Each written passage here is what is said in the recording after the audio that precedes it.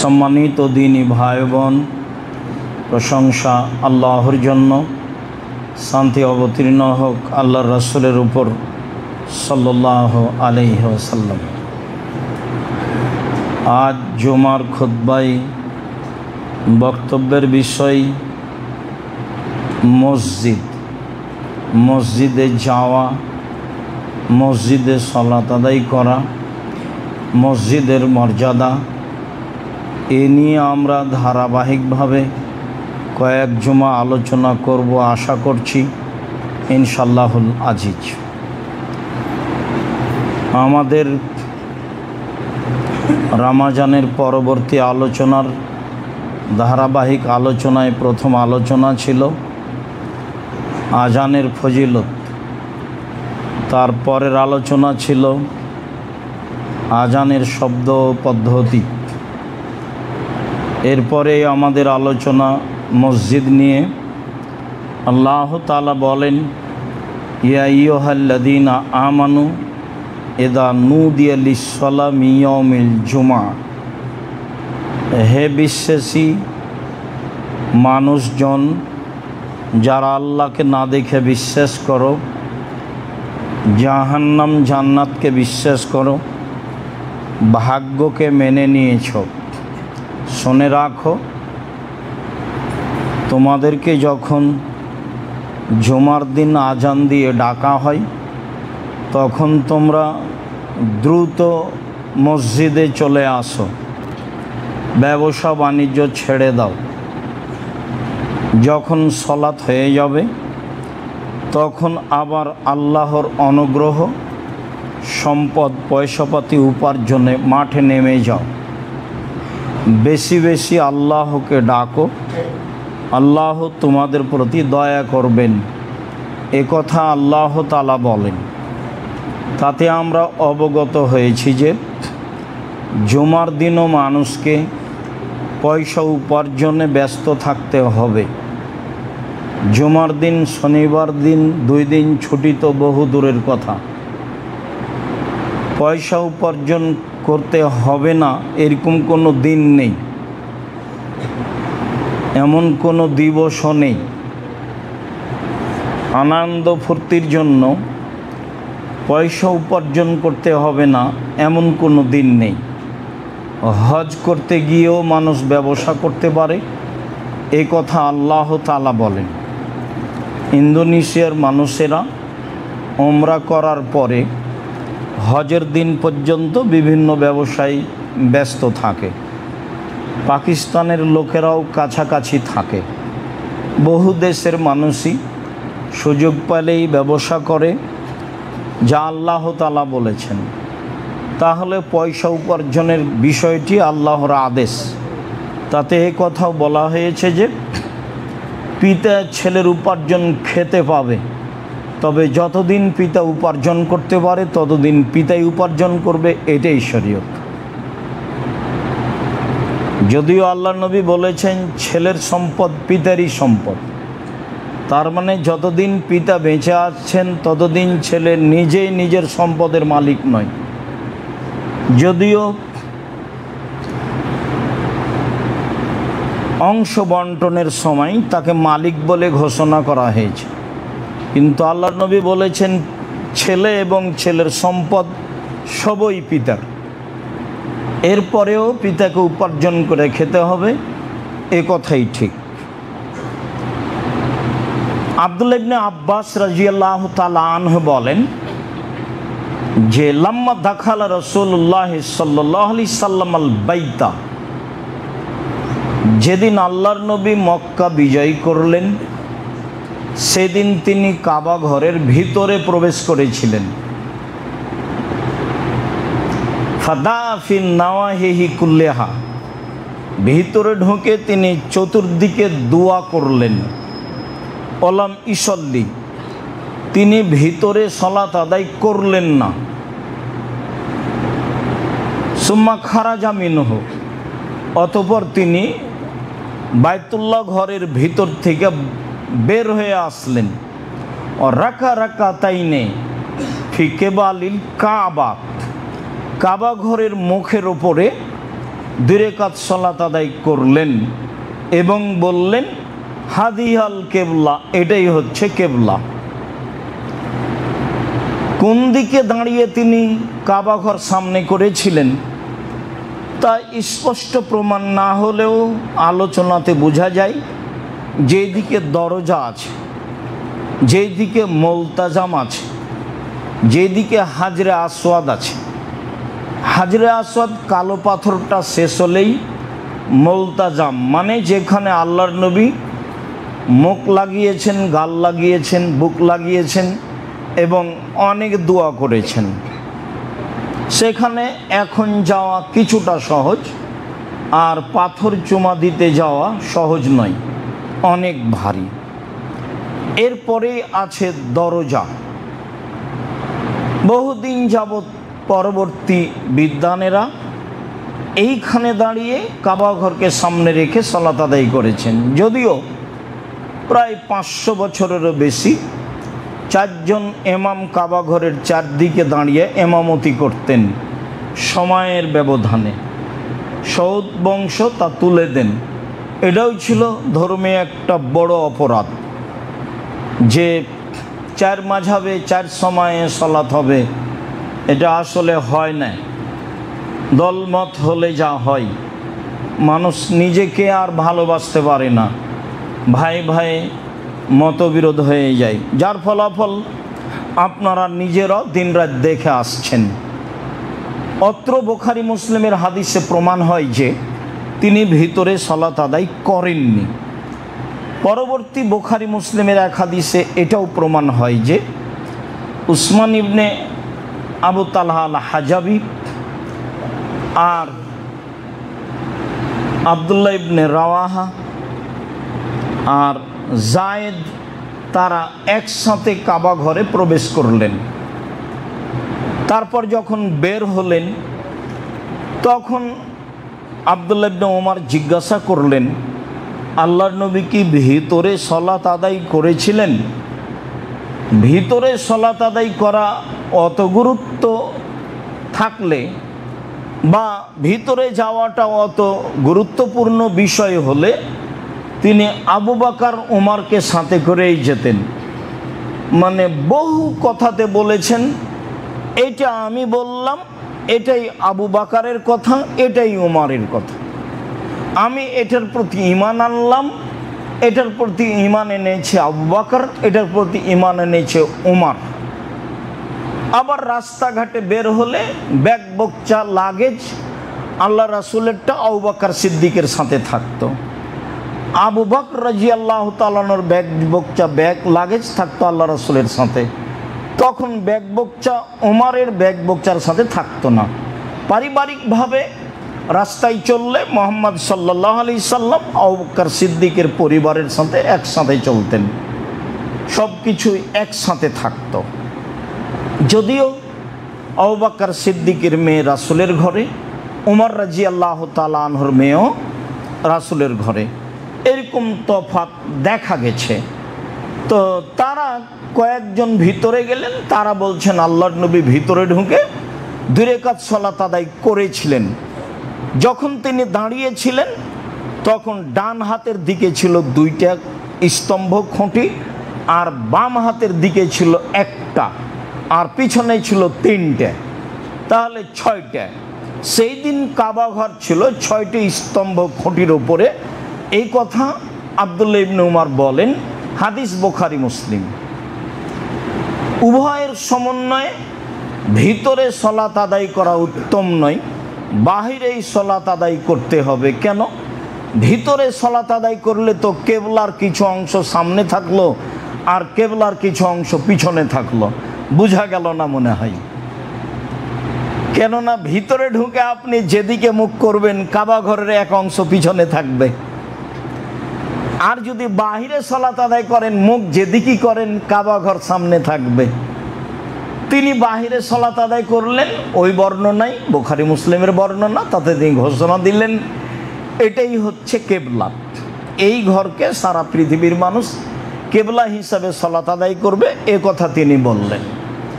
যা আল্লাহ বলেছেন, যা আল্লাহর নবী বলেছেন।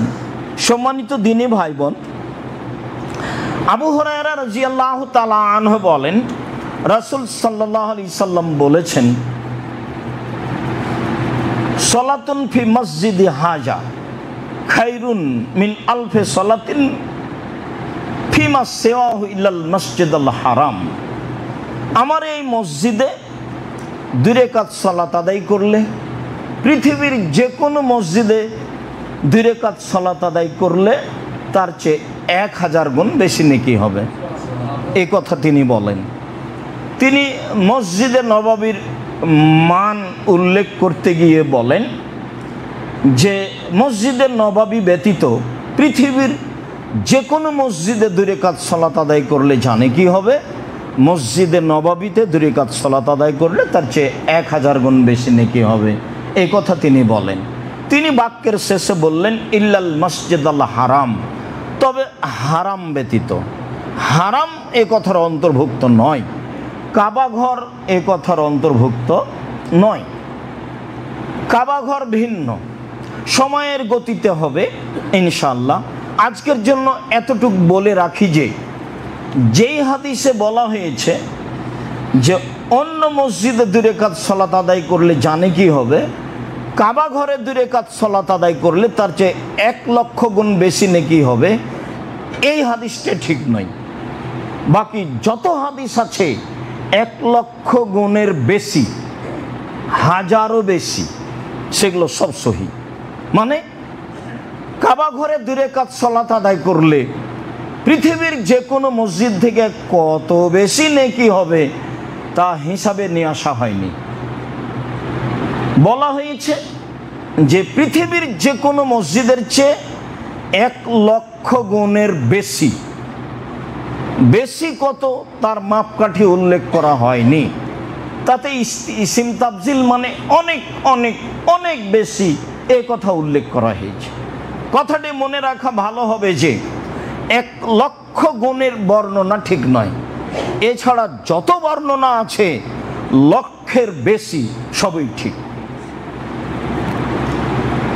হজের আলোচনায় একটা কথা বলেছিলাম, আল্লাহ নবী বলেছেন, আব্দে মানাফ আমার বংশের লোকেরা শোনো, কাবা ঘরে 24 ঘন্টা সালাত চলবে এবং 24 ঘন্টা তওয়াফ চলবে।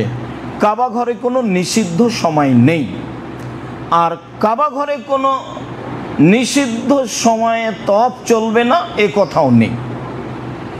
আর হজ ওমরা করতে গিয়ে সবচেয়ে বেশি নেকির কাজ হলো তওয়াফ, এই কথা বলেছিলাম। আর সবচেয়ে দুর্বল পয়েন্ট বা বোকামি কাজ হলো তানিম মসজিদে গিয়ে ইহরাম বেঁধে একাধিক ওমরা করা। তাতে বলা বাহুল্য বলা হয়েছিল যে আপনার কখন হায়েজ হলো পুরুষ মানুষ আপনি যে আপনি তানিম মসজিদে গিয়ে ইহরাম বেঁধে ওমরা করছেন, এ আবার কোন কথা? আয়েশা রাদিয়াল্লাহু তাআলা আনহার না হয় হায়েজ হয়েছিল, মহিলা মানুষ, সময় মতো তিনি ওমরা করতে পারেননি, তো ওমরা থেকে যাই। যাওয়ার সময় কান্নাকাটি, সবাই যাবে হজ আর ওমরা নিয়ে, আর আমি একাই শুধু বাড়ি ফিরে যাব শুধু হজ নিয়ে, এটা আমাকে ভালো লাগে না। তো আল্লাহ নবী বললেন, আব্দুর রহমান জি, তোমার বোনকে তানিমে নিয়ে যাও, তানিমে নিয়ে গিয়ে এহরাম বাঁধিয়ে তার ওমরাটা করিয়ে নাও, তখন তুমিও করে নিও, এ কথা তিনি বলেননি। বেশি ইবাদত করিয়েন না, কম করেন, ফল ভালো হবে। মনে আছে কি অজুর আলোচনায় বলছিলাম বা ইসলামের ভিত্তির আলোচনায় বলছিলাম, একটা লোক এসে বলেন একটা আমলের কথা যাতে জান্নাতে চলে যাব। আল্লাহ রাসূল বললেন 5 ওয়াক্ত ফরজ সালাত, তারপরে হলো যাকাত, তারপরে হলো রমজানের সিয়াম, তারপরে হলো হজ। এবার লোকটা চলে যাচ্ছে আর বলছে, আল্লাহর কসম এর চেয়ে কমও করব না বেশিও করব না, আল্লাহর কসম এর চেয়ে কমও করব না বেশিও করব না। তার মানে ও নফল পড়বে না, তাহাজ্জুদ পড়বে না। তো আল্লাহ রাসূল বলছেন, মান সাররাহু ইয়ানজুরা রাজুল মিন আহলিল জান্নাহ ফালয়ানজুর ইলা হাজা। সঙ্গী সাথী শোনো, কেউ যদি জান্নাতি দেখতে চাও, এই দেখানো এ লোক হলো জান্নাতি। হাদিস তো বুখারী মুসলিম। বেশি ইবাদত করলেন, ফল ভালো হলো না, তাহলে কেমন হলো? অনেক হুজুর বলেছেন অনেকেই বলছেন যে মিকাতের বাহিরে চলে গিয়ে এহরাম বেঁধে উমরা করতে পারে। কোথায় যে এগুলো পেল বুঝলাম না। কম করেন, এক সফরে একটাই উমরা করেন, একটা হজ করেন, জানটা বাঁচুক, আপনিও বাঁচেন, শরীয়তও বাঁচুক, ইবাদতটা আপনার হয়ে যাক, ভুল পদ্ধতিতে পা দিয়েন না। বলছিলাম আবু সাঈদ খুদরি রাদিয়াল্লাহু তাআলা আনহু বলেন, রাসূল সাল্লাল্লাহু আলাইহি সাল্লাম বলেছেন, লা তুসাদ্দুর রিহাল ইল্লা ইলা সালাসাতি মাসাজিদা, নেকির উদ্দেশ্যে 3টে মসজিদ ছাড়া সফর করা যাবে না। একটা হলো মসজিদুল হারাম, একটা হলো মসজিদুল আকসা, আর একটা হলো মসজিদে হাজা। এই যে আমার এই মসজিদ, মসজিদে নববী, নেকির আশায় পাড়ার মসজিদ ছেড়ে পৃথিবীর কোনো মসজিদে যাওয়া যাবে না, এই 3টা ছাড়া। হ্যাঁ, যেখানে সালাত আদায় করছেন সেখানে বেদাত দিয়ে পূর্ণ, তখন আপনাকে সঠিক আকীদার মসজিদ খুঁজে বের করতে হবে, এ কথাই ঠিক। যেখানে যান খুতবাটাও বেদাতি খুতবা হয়, সেখান থেকে আপনাকে একটা সম্ভবপর খুঁজে বের করতে হবে কোথায় কোরআন হাদিসের খুতবা হয়, সেটাই ঠিক। ইকরাউল কোরআনা ফিল খুতবাতাইনি ইউযাক্কিরুন নাসা, আল্লাহর নবী 2 খুতবাতেই কোরআন মাজিদ পড়তেন আর উপদেশ দিতেন, এটাই সুন্নাত। আর মুসল্লি যে ভাষার, সেই ভাষাতেই খুতবা হতে হবে, বাধ্য হতেই হবে। যেই ভাষার মুসল্লি খুতবা সেই ভাষাতেই হতে হবে, হতেই হবে। জোর করে ধর্ম মেনে কোনো লাভ নেই, কারো পৈতৃক সম্পত্তি নয়, সব ভাষাতে নবীকে পাঠানো হয়েছে। তাহলে নবী সবকে এক ভাষায় পাঠাতেন, সৌদি আরবের লোকজন হিসাব করে ঠিক করে নিত। সব ভাষাতেই খুতবা হতে হবে, এটাই সুন্নাত। আবু হুরায়রা রাদিয়াল্লাহু তাআলা আনহু বলেন, রাসূল সাল্লাল্লাহু আলাইহি সাল্লাম বলেছেন, মা বাইনা বাইতি ও মিম্বারি রাউজাতুন মিন রিয়াজিল জান্নাহ ওয়াল হাউজু আলা মিম্বারি, বুখারী মুসলিমের হাদিস। পৃথিবীর মানুষ শুনে রেখো, আমি যে ইমামতি করি, এই মেহরাব আর এই যে আমার ঘর যেখানে আমি থাকি, যেখানে আয়েশা থাকে আমি থাকি, এই 2টার মধ্যে যে জায়গাটা, এই জায়গাটা হলো জান্নাতের একটি টুকরা, রাউজাতুম মিন রিয়াজিল জান্নাহ। এটুকু বক্তব্যের পরে তিনি বললেন, ও মিম্বারি আলা হাউজি, আর আমার মিম্বারটা যেখানে আমি সালাত আদায় করি, এখানে রয়েছে হাউজে কাউসার। মানে বিচারের মাঠে যখন হাউজে কাউসারের পাশে মানুষ উপস্থিত হবে, সেটা হলো তার মিম্বারের নিচে, সেটা হলো মসজিদে নববীর পাশে, নববীতেই, সেটা হলো মসজিদে নববীর যেটা মেহরাব, সেই মেহরাবের নিচে। এই ঘোষণা রাসূল সাল্লাল্লাহু আলাইহি সাল্লাম দিলেন, হাদিস বুখারী মুসলিম। সম্মানিত দিনী ভাই বোন, এখানে একটি জোরালো কথা যে সারা পৃথিবীর মানুষের জন্য একই কথা, বাঙালিদের জন্য বাংলা ভাষায় বলছি। সম্মানিত দিনী ভাই বোন, আল্লাহর নবী কোনোদিন এই বাক্যের পরে এই জায়গাটুকুতে সালাত আদায় করলে বেশি নেকি হবে এ কথা বলেননি।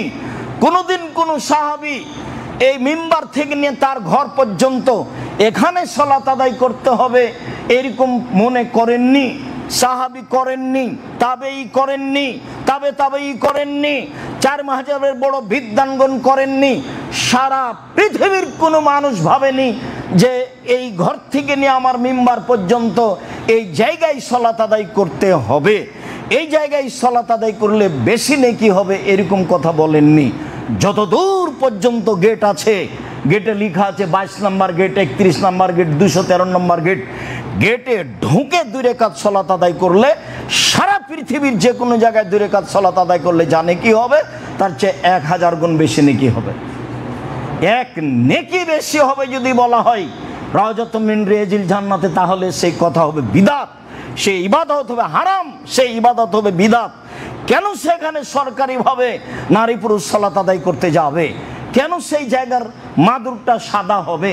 কেন সেটাকে ভিন্নভাবে সম্মান করা হবে? পৃথিবীর কোনো বিদ্বান বলেননি এ কথা, বরং বিদ্বানগণ এভাবে এসেছেন। আচ্ছা, এ বাক্যের অর্থ কি? আল্লাহর নবী তো বলে গেলেন না বাক্যের অর্থ কি, খালি বলে দিলেন যে আমার মিম্বার থেকে আমার ঘর পর্যন্ত এইটুকু জান্নাতের একটা অংশ, জান্নাতুল ফেরদাউসের একটা অংশ। তো বিদ্বানগণ বলতে লাগলেন এটা আসলেই অংশ, আসলে অংশ হলে সেখানে সালাত আদায় করতে হবে, এটা তো নয়। আবার কেউ বলেছেন আসলে এইটা বলে এইটার একটা মসজিদের বা এই জায়গার একটা মর্যাদা উল্লেখ করা হয়েছে, বলা হয়েছে যে আল্লাহ আলাম, আল্লাহই ভালো জানেন এর যে রহস্য কি। আল্লাহ রাসূল বলেন ওই যে ওহুদ, ওহুদকে আমরা ভালোবাসি, ওহুদ আমাদের ভালোবাসে। তো ওহুদ পাহাড় জড় বস্তু, আমাদের কি ভালোবাসে? আমরা কি দিয়ে বুঝবো যে ওহুদ পাহাড় আমরা ভালোবাসে? আল্লাহ রাসূল কি বললেন এইটা? এর তো ব্যাখ্যা মানুষ জানে না। আমরা ওহুদ পাহাড়কে ভালোবাসি, ওহুদ পাহাড় আমাদের ভালোবাসেন, এইগুলো হচ্ছে মুতাশাবিহাত বাক্য, যার সারমর্ম মানুষের অবগতিতে নেই। আমার মিম্বার থেকে নিয়ে মসজিদ পর্যন্ত এই জায়গাটুকু জান্নাতের অংশ, এ কথার সারমর্ম পৃথিবীর মানুষ জানে না। এই হিসাবে বাকি সময় থাকতে হবে, এই কথাই ঠিক। এখানে 2 রাকাত সালাত আদায় করতে হবে, এই হিসাব বিদআত। সরকারিভাবে করছে, সরকারিভাবে করছেন, কি করবেন? বহু কাজ তো সরকারিভাবে, আর সরকার তো এইসব মসজিদ ব্যবহার করে না, ও তো লিজ দেওয়া আছে, টেন্ডার দেওয়া আছে। তাদের হজ হোক না হোক, এটা যারা টেন্ডার নিয়েছে, হজ হোক না হোক সেটা তাদের প্রয়োজন নেই। হইচই হয় না যেন, হইচই ঝামেলা হলো তো সামনে বছর তাকে আর দেবে না, বলে তুমি পারবে না, তো যে পারবে তাকেই দিব। শতকরা 40% জায়গা ভিতরে ফাঁকা আছে, আপনাকে ঢুকতে দিবে না। যেদিক দিয়ে যাবেন খালি মামনু, যেদিক দিয়ে ঢুকবেন মামনু, মামনু নিষিদ্ধ, যাওয়া নিষেধ। আপনি কোথায় সালাত আদায় করবেন তাদের বিবেচনা নেই, যাওয়া নিষেধ, এটা হিসাব। সম্মানিত দিনী ভাই বোন, এই কথাটা মাথায় রাখবেন।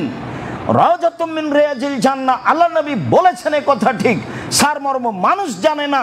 এখানে সালাত আদায় করতে হবে, এই হিসাবে রাসূল সাল্লাল্লাহু আলাইহি ওয়াসাল্লাম দেননি, নিজে করেননি, সাহাবী করেননি, তাবি করেননি, পৃথিবীর বিদ্বানগণ করেননি, কোনো মনীষী করেননি।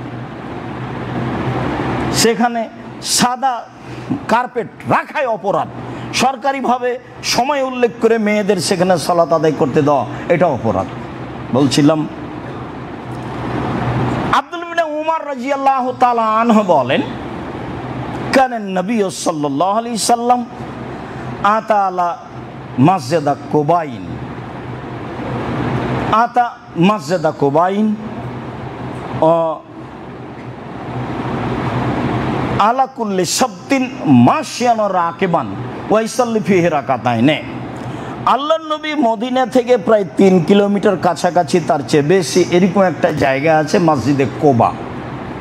তিনি পায়ে হেঁটে বা বাহনে হেঁটে সেখানে যেতেন সাপ্তাহিক, সপ্তাহে একদিন গিয়ে সেখানে 2 রাকাত সালাত আদায় করতেন। এই পর্যন্ত বুখারী মুসলিমের হাদিস।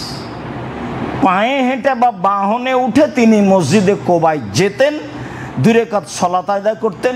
এই পর্যন্ত বুখারী মুসলিমের হাদিস। তবে এটাও সহিহ হাদিস যে রাসূল সাল্লাল্লাহু আলাইহি ওয়াসাল্লাম বলেছেন, মান তাতাহারা ফি বাইতিহি, কেউ যদি বাড়িতে সুন্দর করে ওযু করে, সুমাতা মসজিদা কোবাইন, তারপর মসজিদে কোবাতে আসে, ওয়াসাল্লা ফিহি, তাতে যদি 2 রাকাত সালাত আদায় করে, কানা লাহু আজরুন কাজরে উমরা, তাহলে তার নেকি হবে উমরার সমান নেকি।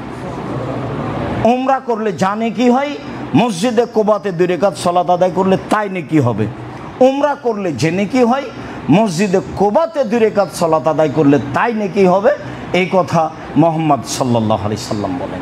তাহলে মসজিদে কোবা, মদিনায় গিয়ে এটুকু করা যায় যে মসজিদে কোবায় 2 রাকাত সালাত আদায় করব, এ আশায় যাওয়া ভালো, যেতে পারে।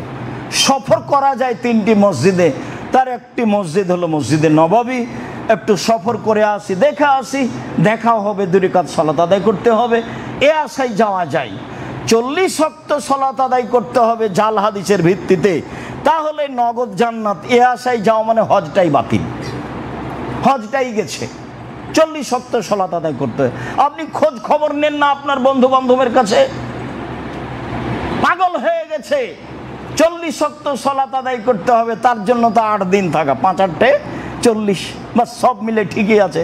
হিসাব নিকাশে ঠিক আছে, সরকারি হিসাবে ঠিক আছে, মুআল্লিমের হিসাবে ঠিক আছে, আমারও হিসাবে ঠিক আছে, সবাই তো হিসাব ঠিকই করেছে। কাবা ঘরে 2 রাকাত সালাত আদায় করতে হবে জামাতে 4, এর মাথাতে ওটা কথা নেই, বাস 40 সত্য জান্নাত নগদ। ধর্ম পাগল নয়, ধর্ম কারো কথা দিয়ে চলে না। 40 দিন তাকবীরে তাহারিমা পেলে তার নামটা জাহান্নামের তালিকা থেকে কেটে দেওয়া হবে। তো মুনাফিকের তালিকাকে কেটে দেওয়া হবে, সেটা হলো 40 দিন তাকবীরে তাহারিমা। 40 ওয়াক্ত নয় মর্মে হাদিসটি জাল।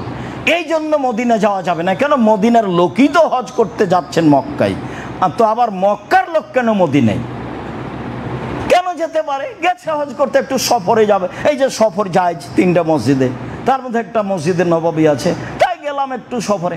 ওই যে ওখানে মসজিদে কোবা আছে, ওখানে 2 রাকাত সালাত আদায় করব, তাহলে উমরা আর নেকি পাবো। হ্যাঁ, এসা একটু সফর করতে পারেন, এছাড়া মসজিদে মদিনায় যেতে হবে এই হিসাব নেই।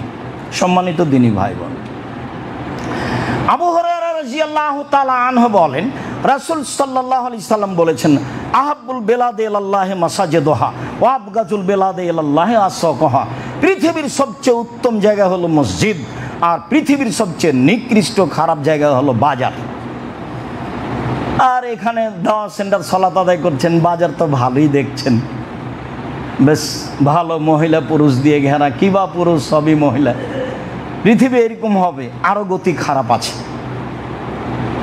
পরিবেশ আরও খারাপ হবে। এরা কিন্তু একটাও প্রায় মুসলমান, এরা সব হিন্দু নয়, এরা ইহুদি খ্রিস্টান নয়, এরা আপনারই মেয়ে, আপনার ভাইয়ের মেয়ে। দিন আরও গতি, আরও পরিবেশ খারাপ হবে। একজন পুরুষের পিছনে 50 জন মানে 100 নারী ধাওয়া করবে অন্যায়ের জন্য। সেদিন দেখা যাচ্ছে হাজারো নারী রাস্তাঘাটে বসে আছে, যেটা আপনি দেখতে পাচ্ছেন। অবাক হতে হয় নামতে উঠতেই। আরও অবস্থা দেখে রাসূল সাল্লাল্লাহু আলাইহি সাল্লাম বলছেন, পৃথিবীর সবচেয়ে উত্তম জায়গা হলো মসজিদ। সালাম ফিরার সাথে সাথে যখন দৌড়িয়ে নামেন, তখন আমার কষ্ট হয়। আপনি তো সবচেয়ে ভালো জায়গায় বসে আছেন, সালাতের জায়গায় বসে আছেন, তা আপনার এত তাড়াহুড়া লাগলো কেন? সালাম ফিরার পরে উঠছেন কেন? কি আছে? আজ তো কোনো কোর্ট নেই এদেশে, তো আল্লাহর রাস্তায় কোর্টে জুমার দিন কোর্ট চলে না, বন্ধ আছে, শনিবারও বন্ধ। কত বন্ধ নেবেন? আরও কত দিবস আছে আল্লাহর রাস্তায়, দিবস দিয়ে পূর্ণ আছে। পৃথিবী মাত্র 2টা দিবস আছে, একটা ঈদুল আজহার, একটা ঈদুল ফিতর। এছাড়া পৃথিবীতে কোনো মানুষের জন্য দিবস নেই, এই ঘোষণা রাসূল সাল্লাল্লাহু আলাইহি সাল্লাম দিয়েছে। তিনি মক্কা বিজয়ের দিনকে দিবস বলে ঘোষণা দেননি। মুসলমানের যদি কোনো দিবস থাকতো, তাহলে থাকতো মক্কা বিজয়ের দিন। যেহেতু তিনি মক্কা বিজয়ের দিন দিবস ঘোষণা দেননি, কাজে পৃথিবীতে আর কোনো দিন মুসলমানের জন্য দিবস হতে পারে না। এটা একটা অসম্ভব ব্যাপার। আর মুসলমানেরা ঠাকুরের গানকে মেনে নিতেও পারে না। কত বলেছি, কত বক্তব্যে আপনাকে বলেছি, ঠাকুর তো জাতির শত্রু, ঠাকুর তো বাঙালির শত্রু, ঠাকুর তো ঢাকা বিশ্ববিদ্যালয়ের শত্রু, একবারে ডাহা খোলা শত্রু। ঠাকুর তো ইংরেজদের দালাল, ঠাকুর তো লন্ডনে থাকতো আপনি যখন বিপদে, আপনি যখন জেল হাজতে। ঠাকুর আপনার পছন্দ হলো কিভাবে? এটা হয় কি করে? সম্মানিত দ্বীনী ভাই বোন, বলছিলাম রাসূল সাল্লাল্লাহু আলাইহি সাল্লাম বলেন, মান গাদা ইলাল মসজিদ আও রাহা আদাল্লাহু লাহু নুজুলান ফিল জান্নাহ। কেউ যদি সকালে বিকালে মসজিদে যায়, কেউ যদি সকালে বিকালে সালাত আদায় করতে যায়, তাহলে আল্লাহ তার জন্য মেহমানি প্রস্তুত করেন। যতবার যায় যতবার আসে, যতবার যায় যতবার আসে। আল্লাহর মেহমানি তো শুধু শুনছি, খেতে তো পাইনি। খেতে পেলে বোঝা যাবে। তো মেহমানিতে উনি কি দিবেন? তো মেহমানিতে দিবেন সারা পৃথিবীকে তিনি নিজ হাতে একটা রুটি বানাবেন। তখন সারা পৃথিবীর দামি জায়গাও থাকবে, বুড়িগঙ্গা নদীও থাকবে। সারা পৃথিবীকে তিনি হাতে রুটি বানাবেন, নিজ হাতে। নিজ হাতে রুটি বানিয়ে নাস্তা হিসেবে জান্নাতীদের দেওয়া হবে। তাতে তরকারি থাকবে মাছের কলিজা, মাছ এবং ষাঁড়ের কলিজা, এইটা থাকবে তরকারি। সারা পৃথিবী হলো নাস্তা, রুটি, আর এটা হলো তরকারি। জান্নাতে যেটা প্রথম প্রস্তুত হবে আপনার আমার জন্য, সৎ মানুষের জন্য। তো রাসূল সাল্লাল্লাহু আলাইহি সাল্লাম বললেন যে সকালে বিকালে মসজিদে যায় তার জন্য আল্লাহ তাআলা মেহমানি প্রস্তুত করেন। মেহমানিকে মানে মেহমানকে যে খেতে দেয়। তো মেহমানি একদিন দামি খাদ্য, 3 দিন কোনো রকম, 3 দিনের পরে মেহমানি নেই। যেই জন্য বলা আছে যে শ্বশুরবাড়ি 3 দিনের পরে থাকলে টাকা দিয়ে দিতে হবে। তখন কেউ অনেক কথাই বলেছে, যে যাই বলুক কথা এটাই, 3 দিনের পরে মেহমানি নেই। বিবাহ করেছেন, বউ বাড়িতে থাকবে আপনার মায়ের কাছে থাকবে। বিদেশে থাকেন, বউকে শাশুড়ির কাছে রেখেছেন কেন? বিদেশে আছেন 5-10 বছর থাকেন, বউ আপনার শাশুড়ির কাছে কেন? আপনার মায়ের কাছে থাকবে। আপনার বউ যদি কারোর সাথে গল্প করে আর এটা যদি আপনার শাশুড়ি দেখে তাহলে বলবে এই কথা বলা হয় না। আর যদি আপনার মা দেখে কারোর সাথে প্রেমের গল্প করছে তাহলে আপনার মা অজ্ঞান হয়ে যাবে। ইন্না লিল্লাহি ওয়া ইন্না ইলাইহি রাজিউন। ওটা হলো শাশুড়ি, এটা হলো মা। অ্যাকাউন্ট মায়ের নামে খুলিয়েন, বইয়ের নামে খুলিয়েন না, টাকা বেশি হলে পালিয়ে যাবে। আপনার হিসাবই ভুল। রাগ হয়েছে তাতে কি হবে? মাটির ওপরে ঘুম থেকে উঠে দেখলেন সবচেয়ে খারাপ মানুষ মা, মাটির ওপরে ঘুম থেকে উঠে দেখলেন সবচেয়ে খারাপ মানুষ বাপ, আর উল্টা বলছে কোথাও ঠিক। আমাকে সহ্য করে না, আমার ছেলে মেয়েকে সহ্য করে না, আমার ছোট ভাই 10 পয়সা ইনকাম করে না, তাকে নিয়ে রাত দিন আমার মা ভাসে, আমার বোনের ছেলে মেয়েকে নিয়ে আমার মা ভাসে বেড়াই, এ কথাই ঠিক। আমার বউকে গালি দেয়, টাকা আমি দিয়ে আমার বউকে গালি দেয়, এ কথাও ঠিক। তারপরেও এটা আপনার মা, এটা আপনার বাপ, মুখ খোলার কোনো সুযোগ নেই। মনে রাখবেন, শ্বাস বন্ধ হয়ে গেলে দিন রাত চিৎকার করলে এটা আর ফিরে আসবে না। আমার আব্বা একদিন আমাকে বলেছিলেন, বেটা এই পাঞ্জাবিটা ভারী লাগে। তো এই কথাটার আমি দাম দিইনি। সেই দিন থেকে নিয়ে এখন পর্যন্ত এই কথা আমি ফেরত পাই না। এর সংশোধন কি দিয়ে হবে? পৃথিবীতে এমন কোনো পথ নাই সেটা সংশোধন করা। 1 মিনিটের জন্য যদি সময় থাকতো তাহলে এটা আমি সংশোধন করতাম। আমার বাপকে এই পাঞ্জাবি খারাপ লাগে এটা আমি বুঝতে পারিনি তখন। পাঞ্জাবি ছিল মোটা কাপড়ের, এটা আমাকে খুব কষ্ট দেয়। আমার জীবনে বেঁচে থাকার যতদিন আছে সবচেয়ে আমার বাপের এই কথাটা আমার কাছে কষ্টকর। আমাকে বলছে বেটা পাঞ্জাবিটা ভারী লাগে। আমি কথা তখন দাম দিতে পারিনি, কাপড় তো ভালো, ভারী কেন বলছে? এই কথাটার আমি হিসাব দিতে পারি না। সম্মানিত দিনী ভাই বোন, বলছিলাম রাসূল সাল্লাল্লাহু আলাইহি সাল্লাম বলেন, মানুষ সকালে বিকালে মসজিদে গেলে আল্লাহ তার জন্য জান্নাতে মেহমানি তৈরি করবেন। এ কথা রাসূল সাল্লাল্লাহু আলাইহি সাল্লাম বলেন। আল্লাহুম্মা সাল্লি আলাইহি আল্লাহুম্মা বারিক আলাইহি।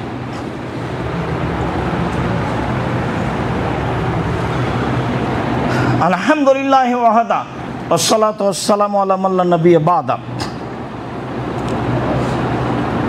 আবু হুরায়রা রাদিয়াল্লাহু তাআলা আনহু বলেন, রাসূল সাল্লাল্লাহু আলাইহি সাল্লাম বলেছেন,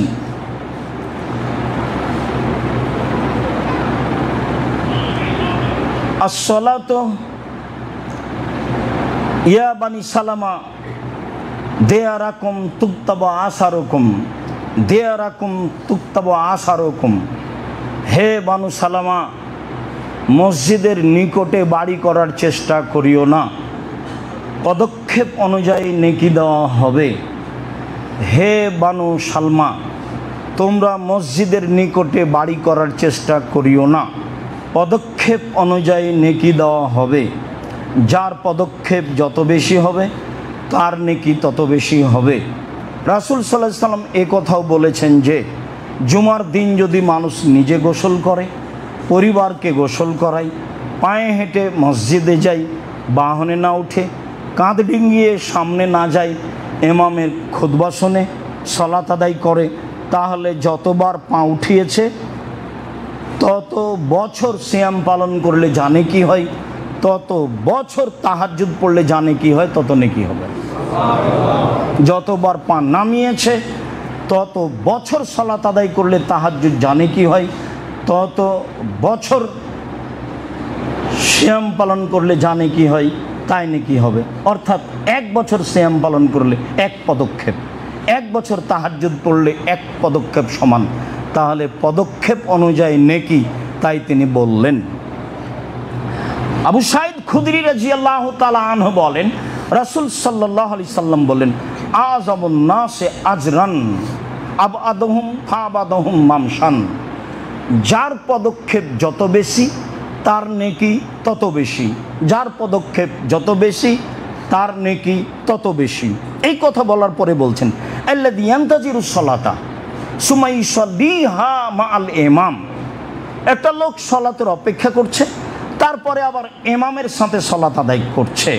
তখন আল্লাহ রাসূল বলছেন, আযমু আজরান আল্লাযী ইউসাল্লি সুম্মা নামা। ওই লোকের চেয়ে এই লোকের নেকি অনেক অনেক অনেক বেশি, যে ব্যক্তি বাড়িতে সালাত আদায় করে ঘুমিয়ে গেল। মসজিদে পায়ে হেঁটে গেছে, জামাতে সালাত আদায় করেছে, সালাতের জামাতের জন্য অপেক্ষা করেছে, তার নেকি অনেক অনেক অনেক বেশি। এই কথা মুহাম্মদ সাল্লাল্লাহু আলাইহি সাল্লাম বলেন। সব হাদিসগুলি বুখারী মুসলিম। আবু হুরায়রা রাদিয়াল্লাহু তাআলা আনহু বলেন, রাসূল সাল্লাল্লাহু আলাইহি ওয়াসাল্লাম বলেছেন, সালাতুর রাজুলি ফিল জামাতে তুদাআফু মিন সালাতিহি ফি বাইতিহি মিন সুকিহি। মানুষ যদি জামাতে সালাত আদায় করে তাহলে তার একাই বাড়িতে সালাত আদায় করার চেয়ে তাহলে তার বাজারে একাই সালাত আদায় করার চেয়ে 25 গুণ নেকি বেশি হবে। অফিরাতিন 27 গুণ বেশি নেকি হবে। বাজারে বা একাই সালাত আদায়ের চেয়ে মসজিদে গিয়ে সালাত আদায় করলে 25 গুণ বা 27 গুণ বেশি নেকি হবে। এই কথা রাসূল সাল্লাল্লাহু আলাইহি সাল্লাম বলেন। হাদিস বুখারী মুসলিম। এই কথা বলার পরে তিনি বলেন, ওয়াদালিকা আন্নাহু তাওয়াদ্দা ফাহসানুল উজুয়া। এই নেকি বেশি এই জন্য যে, আপনারা একটু দয়া করে রাস্তায় দাঁড়ায়েন না, বুঝতে তো পারছেন মানুষের যেতে অসুবিধা হয়, ওই পিছন দিকে একটু জায়গা নেওয়ার চেষ্টা করেন। আর না হলে উপরে ফ্যানের মনে হয় ব্যবস্থা করা হয়েছে, সেখানে যাওয়া যায়। জায়গা না থাকলে দাঁড়িয়ে থাকতেন, কিন্তু যারা যাতায়াত করছে তারা জায়গা পাচ্ছে না, রাস্তা পাচ্ছে না। কাজে আমাদের জন্য শোভনীয় উচিত হবে রাস্তাটা ছেড়ে দিয়ে কোনো একটা জায়গা গ্রহণ করা। সম্মানিত দিনী ভাই বোন, বলছিলাম রাসূল সাল্লাল্লাহু আলাইহি সাল্লাম তারপরে বললেন যে এটা এই জন্য যে সুন্দর করে ওযু করলো, সুম্মা খারাজা ইলাল মসজিদ, তারপর মসজিদে গেল, লা ইখরুজু ইল্লা সালাহ, আর শুধু সালাত আদায়ের জন্যই মসজিদে বের হয়েছে। তো লাম তাখতু খুতওয়াতান ইল্লা রফিয়া বিহা দারাজাতুন ওয়া হুত্তা আনহু সায়া। যতবার পা রাখা হবে তত একটা করে নেকি মান বাড়িয়ে দেওয়া হবে, আর একটা করে পাপ মিটিয়ে দেওয়া হবে। যতবার পা রাখবেন তত পদক্ষেপ সমান একটা নেকি। আগের ছিল 1 বছরের তাহাজ্জুদ আর 1 বছরের সিয়াম। আর এখানে বুখারী মুসলিমের হাদিসে এসেছে যে পদক্ষেপ সমান, 1 নেকি 1 মর্যাদা, 1 নেকি 1 মর্যাদা। এই পর্যন্ত আল্লাহ রাসূল বললেন। তারপরে বললেন যে সুম্মা সাল্লা, মসজিদে এসে সালাত আদায় করলো। লা তাজালুল মালায়েকাতু তুসাল্লি আলাইহি মা দামা ফি মুসাল্লাহু।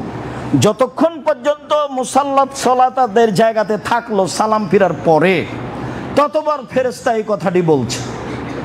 এখানে মনে রাখবেন, যতক্ষণ থাকছেন, যতদিন বেঁচে থাকবেন, বাড়িতে যান, যেখানেই যান, এই কথা মনে রাখবেন। আর যতদূর সম্ভব পাশের লোক একটু বলবেন। এখন শুনেন, আপনি সালাম ফিরে বসে আছেন, তখন ফেরেশতা বলছেন, আল্লাহুম্মা সাল্লি আলাইহি, আল্লাহ তুমি তার প্রতি দয়া করো। আল্লাহুম্মা রহমহু, আল্লাহ তুমি তার প্রতি রহমত নাজিল করো। আল্লাহুম্মা গফির লাহু, আল্লাহ তুমি তাকে ক্ষমা করো। আল্লাহুম্মা তুব আলাইহি, আল্লাহ তুমি তার তওবা কবুল করো। মালাম ইউযি ওয়ালাম ইহুদিস, এইটা অতক্ষণ পর্যন্ত ফেরেশতা বলতে থাকবে যতক্ষণ পর্যন্ত আপনি আর একজনকে কষ্ট না দিবেন। একজনকে ধাক্কা দিয়ে চলে গেলেন, একজনকে পায়ের উপরে কাঁধের উপর পা রেখে ডিঙ্গিয়ে চলে গেলেন, তখন কষ্ট দেওয়া হলো, তখন আর ফেরেশতারা এই কথা বলবেন না। বা ওযু ভেঙে গেল, তখন আর ফেরেশতারা এই কথা বলবেন না। হাদিস বুখারী মুসলিম। এমনিতে অন্যদিন শুনেছি যে পায়ে হেঁটে মসজিদে গেল, সালাতের পরে বসে বসে জিকির আজকার করলো, তাহলে লোকটা হয়ে গেল সেই দিনের মতো যেদিন তার মাতাকে জন্ম দিয়েছে, নিষ্পাপ হয়ে গেল। সেটা আগে থেকে আমরা অবগত আছি। নিরুপায় ছাড়া জুমা মিস করবেন না, বরং বন্ধু বান্ধব আত্মীয় স্বজনকে নিয়ে আসার চেষ্টা করবেন। আমি আপনার ধর্মীয় ব্যাপারে চূড়ান্ত সঠিকভাবে কিছু না কিছু উপকার করবো ইনশাআল্লাহ। তো সেদিন তো হয়ে যাবে সেই দিনের মতো যেদিন তার মা তাকে জন্ম দিয়েছে, নিষ্পাপ হয়ে যাবে, এই কথা বলেছি।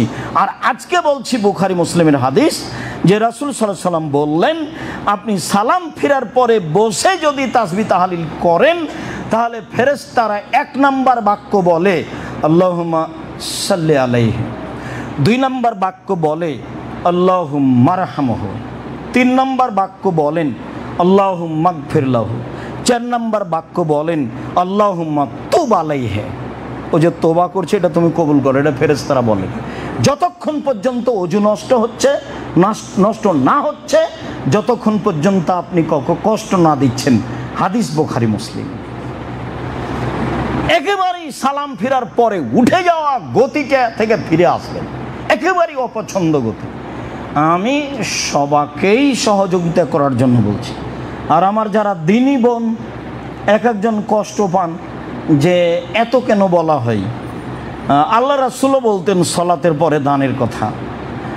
আর এসব প্রতিষ্ঠান এভাবেই চলে, সরকারও জনগণের পয়সা দিয়ে চলে, ওরা তো আর দান চায় না।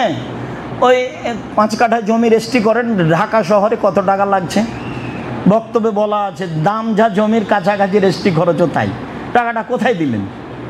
আর একটা ভ্যাট আছে, জমির খাজনা দিতে হবে কেন?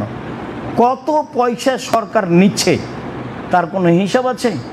কোরআন মাজিদে আছে সরকার টাকা দিয়ে দেশ চালাবে উসমানের মতো, সেটা কি এখন আছে? কত পথ আছে আপনার কাছ থেকে একটা জোর করে কেটে নেওয়ার পথ আছে, ভ্যান এমনি কেটে দিবে, আপনার কিছু বলা লাগে না। তাহলে কোনো কিছুই চলে না পয়সা ছাড়া, একটা সরকার চলে না 10 জনগণের পয়সা ছাড়া। আর কত পথ আছে সরকারের পয়সা ইনকামের মানুষের কাছ থেকে, কত কিভাবে তার কোনো হিসাব নাই। আর এইসব বেসরকারি প্রতিষ্ঠানগুলি জামিয়া সালাফের মতো যেগুলো সাধারণ প্রতিষ্ঠান, যেখানে শিক্ষার ব্যাপারে সরিষার সম পরিমাণ ছাড় নাই, সেই প্রতিষ্ঠানগুলো এইভাবেই চলে। সেগুলো সরকারি সহযোগিতায় চলে না, ব্যক্তিগত সহযোগিতায় চলে। বিশেষ করে দিনী বোনেরা যারা আছেন, এ উদ্দেশ্যেই দান করবেন যেটা আল্লাহ রাসূল বলেছেন। দান করছি এই জন্য যে মহিলাদের জন্য জাহান্নাম ঘোষণা আছে, তিনি বলেছেন দান করলে মহিলাদেরকে জাহান্নাম থেকে বাঁচিয়ে দিবেন, এই জন্য দিচ্ছি।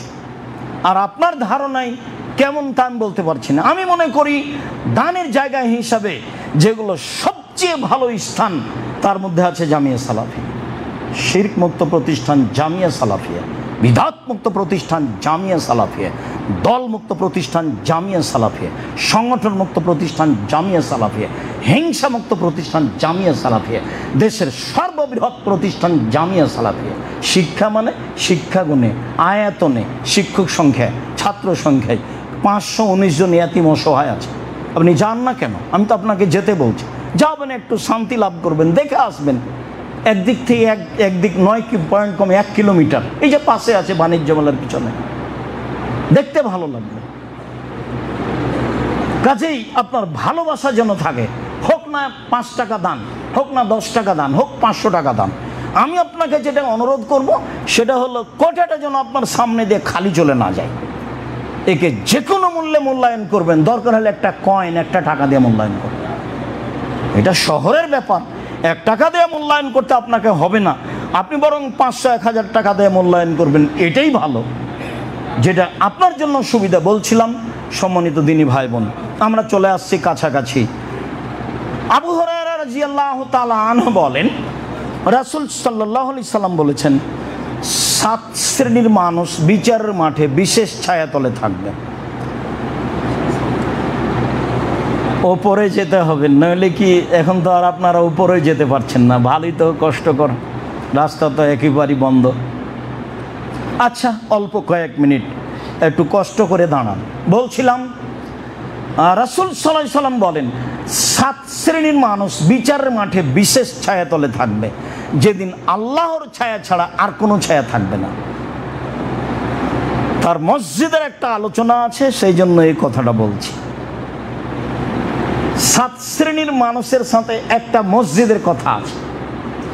ওরা বিশেষ ছায়াতলে থাকবে যেদিন আল্লাহর ছায়া ছাড়া আর কোনো ছায়া থাকবে না, যেদিন সূর্য হবে মানুষের মাথার 1 মাইল উপরে। আঘাত কথাটি নাই দুনিয়াতে, কিভাবে চালু আছে আমরা জানি না। যেইভাবে আসলে জিবরাইল পায়ের আঘাত করে জমজম পানি বের করলেন, তা আমরা তো জানি ইসমাইলের পায়ের আঘাতে জমজম পানি বের, ও তো দুধ খায়, ওর আবার পায়ের আঘাত কি আছে? এখন সবাই বলছে, এটাই শুনেছি বুখারী মুসলিমের হাদিসে আছে জিবরাইল পায়ের আঘাত দিয়ে জমজম পানি বের করলেন। সম্মানিত দিনী ভাই বোন, এক ইমামুন আদেল, ন্যায়পরায়ণ নেতা। আব্দুল্লাহর বক্তব্যের মাঝে মধ্যে এই অংশ আসে। ন্যায়পরায়ণ নেতা যারা 10-এর পয়সা মেরে খায়, যারা আত্মসাৎ করে, যারা চুরি করে, যারা ধোঁকা দেয়, যারা বিরোধিতা করে, যারা মানুষকে জেল হাজতে দেয়, যারা মানুষের প্রতি জুলুম করে, এরা কোনোদিন নেতা হতে পারে না।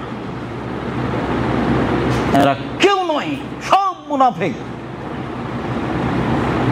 আর আল্লাহ নবী বলছেন, এরকম মানুষকে যদি তোমরা নেতা করো তাহলে আল্লাহ তোমাদের উপর অসন্তুষ্ট হবেন। যার বিপদ, যার সমস্যা আমাদেরকে মাঝে মধ্যে ভোগ করতে হচ্ছে। এমনি তো মহিলা মানুষ নেতা হলে, নেত্রী হলে ওই দেশের উপরে গজব নাজেল হবে, এই কথা রাসূল সাল্লাল্লাহু আলাইহি ওয়াসাল্লাম বলেছেন। সেটাও বুখারী মুসলিমের হাদিস। যার ফলাফল সবাই ভোগ করছে। তারপরেও মানুষের কেন যে চেতনা ফিরে আসে না? দল নিয়ে সবাই ব্যস্ত। তো দল নিয়ে যে ব্যস্ত, আর একজন যে মায়েরা ন্যাংরা করে দিবে, তখন কি হবে? হিসাব আছে। মানে বিবেচনা ছাড়াই জীবিকা নির্বাহ করলে হবে? বিবেচনার দাম আছে, বিবেচনার বিবেকের খুব দাম আছে। বিবেক যার যত বেশি, বিচারের মাঠে তার বিচার তত কড়া হবে। যার বিবেচনাই নাই তার বিচার নেই। পাগলের কোনো বিচার নেই, পাগলের বিচার হবে না। এই কথা রাসূল সাল্লাল্লাহু আলাইহি ওয়াসাল্লাম বলেন। ন্যায়পরায়ণ নেতা।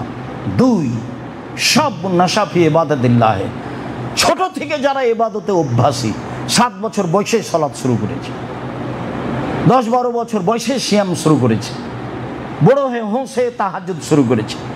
ছোট থেকেই যারা ইবাদতে অভ্যাসী, তারা থাকবে বিশেষ ছায়াতলে। 3, রাজুলুন কালবুহু মুআল্লাকুন বিল মসজিদ খারাজা মিনহু হাত্তা ইয়াউদা ইলাইহি, যার অন্তরটা মসজিদের সাথে লেগে আছে। মসজিদ থেকে বের হয়েছে, আবার ভাবছে কখন ফিরে আসবে, কখন ফিরে আসবে। এমন মানুষ থাকবে বিচারের মাঠে বিশেষ ছায়াতলে। জোহরের সালাত আদায় করেছেন, আসরের সালাতে যাবেন, সেজন্য ব্যস্ত হয়েছেন। একবার ঘড়ি দেখছেন, একবার বৌমাকে বলছেন, একবার মেয়েকে বলছেন সময়ের খবর, মানে ব্যস্ত হয়ে আছেন। এমন মানুষ থাকবে বিচারের মাঠে বিশেষ ছায়াতলে। রাজুলানে তাহাব্বা ফিল্লাহি ইজতামা আলাইহি তাফাররাকা আলাইহি, 2 জন বন্ধু, বন্ধুত্ব গড়েছে আল্লাহকে সন্তুষ্টের জন্য, কেটে দিয়েছে আল্লাহকে সন্তুষ্টের জন্য। বেশ ভালো চাল চলন, আচরণ ভালো, তো তার সাথে চলে ফিরে উঠে বসে। তো মাঝে মধ্যে হঠাৎ দেখা যায় কেন জানি রাতে বসে আড্ডা পিটে। তাহলে দোস্ত কী ব্যাপার? তোমাকে তো আমি খুব ভালোবাসি, দেখি তুমি রাতে বসে আড্ডা পিটো, এভাবে মোবাইল ব্যবহার করো। তাহলে দিন দিন আসে না, এর সাথে চলা যাবে না, তখন ছেড়ে দিতে হবে। খারাপ বন্ধু আপনাকে বিপদে নিয়ে যাবে, এ কথাই ঠিক। আল্লাহ রাসূল বললেন, এরা 2 জন থাকবে বিচারের মাঠে বিশেষ ছায়াতলে। রাজুলুন যাকার আল্লাহ খালিয়ান ফাফাজাত আইনাহু, ওই লোক থাকবে বিচারের মাঠে বিশেষ ছায়াতলে যে নির্জনে আল্লাহকে ডাকে, তখন 2 চোখের পানি ঝরঝর করে ঝরে। হয় কোনোদিন বক্তব্য আসবে, আর না হলে আছে নেটে দেখুন আল্লাহ ভীতি, সেখানে হাদিস বলা আছে আল্লাহ ভীতি, আল্লাহর ভয়। তখন এই হাদিস বলা আছে যে ওই মানুষ, পুরুষ নারী বিচারের মাঠে বিশেষ ছায়াতলে থাকবে যেই পুরুষ নারী নির্জনে আল্লাহকে ডাকে, তখন 2 চোখের পানি ঝরঝর করে ঝরে। এ থাকবে বিশেষ ছায়াতলে, এই কথা রাসূল সাল্লাল্লাহু আলাইহি ওয়াসাল্লাম বলেন। তারপরে যেটা বলেন, এটাতে প্রায় মানুষ ঠেকে আছে, প্রায় মানুষই বললেন যে রাজুলুন দাথু ইমরাতুন জাত হাসাবিন ও জামালিন, সুন্দরী নারী, ভালো বংশের সম্ভ্রান্ত পরিবারের সুন্দরী নারী জেনার দাওয়াত দিল, তখন আপনি বললেন ইন্নী আখাফুল্লাহ, আমি আল্লাহকে ভয় করি। আমাদের তো স্বভাব, আমাদের যুবকদের স্বভাব, মেয়েরা হাসি মুখে কথা বললে নাম্বার ধরে রাখে। মানুষের ঈমান তো হারিয়ে যাওয়ার মধ্যেই। আল্লাহ রাসূল বলছেন আমার জীবনে বড় ভয়, আমার উম্মত গোপন পাপে লিপ্ত হবে, এটা আমার ভয়। মোবাইল যে মানুষের গোপন পাপে এত বড় মাধ্যম, তা 10-15 বছর আগে মানুষের জানা ছিল না। মোবাইল যে আপনার কত বড় শত্রু তা আপনি বিবেচনা করতে পারছেন না। মোবাইল আপনাকে রাতে রাতে জাহান্নামে টেনে হেঁচড়ে চলে যাচ্ছে। চাল চলন চরিত্র, পুরুষ নারী অন্ধভাবে সবাই জেনার মধ্যে লিপ্ত। বাপ নিজ ঘরে, স্ত্রী নিজ ঘরে, ছেলে নিজ ঘরে, মেয়ে নিজ ঘরে, মনে হচ্ছে সবাই জেনার প্রতিযোগিতায় নেমেছে। বিষয়টি এরকমই। আল্লাহ রাসূল বলছেন কিয়ামতের লক্ষণ এতাহারাজুনা তাহারুজাল হেমারে, গাধা যেমন গাধীর সাথে মিলে লজ্জা বুঝে না, ষাঁড় যেমন গাভীর সাথে মিলে লজ্জা জানে না, মানুষ তেমন খোলা মাঠে জেনা করবে, লজ্জা বুঝবে না। রাসূল সাল্লাল্লাহু আলাইহি সাল্লাম বলছেন সম্ভ্রান্ত পরিবারের সুন্দরী নারী বলল জেনার কথা, তখন তুমি বললে আমি আল্লাহকে ভয় করি, এমন মানুষ থাকবে বিচারের মাঠে বিশেষ ছায়া তবে। তা তো ইব্রাহিম আলাইহিস সালামের ঘটনায়, হজের ঘটনায় সারার কথা আপনাকে বলেছি, সারার কথা তো মনে আছে। সম্মানিত দিনী ভাই বোন, রাসূল সাল্লাল্লাহু আলাইহি সাল্লাম তার পরের বাক্যে বললেন ওয়ারাজুলুন তাসাদ্দাকা বিসাদাকাতিন ফাখফাহা, কোন মানুষ দান করলো, গোপনে দান করলো, হাত্তা লা তালামা শিমালুহু মাতুনফিকু ইয়ামিনুহু, বাম হাত জানতে পারলো না ডান হাত যেটা দান করলো। এ কথার অর্থ কি? মানুষের তো দুটা হাত, তো আল্লাহ রাসূল বলছেন ডান হাত দান করলো, বাম হাত বুঝলো না, এটার অর্থ কি? এটার অর্থ হলো এই যে আপনি সম্ভবপর দানটা গোপনে করলেন। প্রকাশ্যে দান করা যায় খোলা মাঠে, ওটা আল্লাহ বলেছেন, নবীও বলেছেন।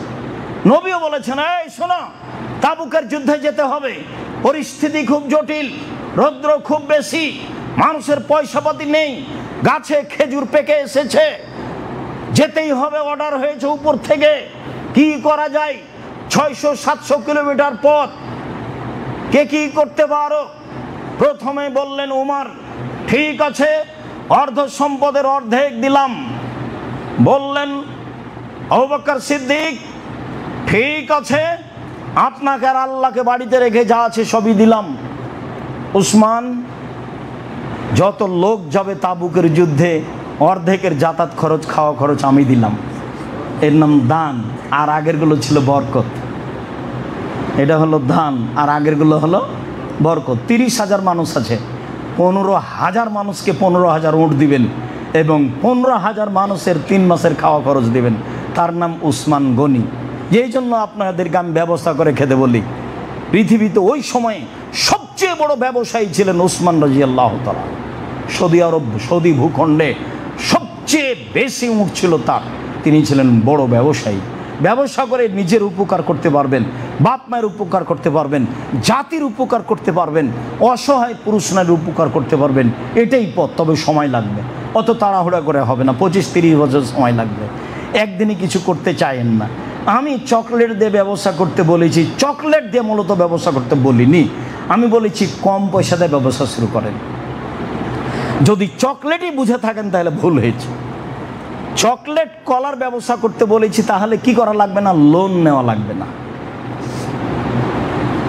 কম পয়সার ব্যবসা, পয়সা দিয়ে ব্যবসা করতে বলেছি, সবচেয়ে ভালো পথ। তো ডান হাত দান করলো, বাম হাত বুঝলো না, মানে আপনি চেষ্টা করবেন দানটা গোপনে রাখা। কেন বললেন আপনি? এই বলে দাও তো একটু, যে 5,000 টাকা অমুক দিল। আর আপনাদের তো যেটা সামাজিক অবস্থা সেটা তো আছেই, যে আপনাদের অমুক আপনাদেরকে এত টাকা দিয়েছে, তখন ছেলেরা সবাই হাততালি দিয়েছে, বিশাল ব্যাপার। আন্ধা কো আন্ধা পাঠাতে হয়। যে বক্তব্য যে সেও অন্ধ, যে অন্ধ যে শুনছে সেও অন্ধ। ছাত্ররা তার লোকজন তো আর বুঝে না, মনে হচ্ছে হাততালি মনে হয় স্বাগতম, হাততালি দিয়ে স্বাগতম জানলো, সবাই যে কি সম্মানিত দিনী ভাই বোন, কী করার আছে? আল্লাহুম্মা সাল্লি আল্লাহ মুবারাক আলাইহি ছাড়া কোনো কথা নেই। আজকের মতো বাকি অংশ রেখে খুতবা শেষ করছি। আলোচনায় বলছি, সম্মানিত দিনী ভাই বোন, অবশ্যই এই কথাগুলিকে মূল্যায়ন করার চেষ্টা করবেন। আলোচনাতে যে অংশগুলি খুব বেশি গুরুত্বপূর্ণ হিসেবে এসেছে সেগুলোকে বারবার মোবাইল চালু করে মুখস্থ করে রাখবেন। নিজে উপকৃত হবেন, জাতিকে উপকৃত করার চেষ্টা করবেন ইনশাআল্লাহ। আর সামনে দিয়ে কোটাটা পার না হওয়া পর্যন্ত দাঁড়াবেন না, পরিবেশ নষ্ট করবেন না। বসে থাকলে কি হয় তা অনেকদিন আগেও জেনেছি, আজকেও জানলাম। আল্লাহ আমাদের যারা মারা গেছে তুমি তাদের কবরের শাস্তি মাফ করো।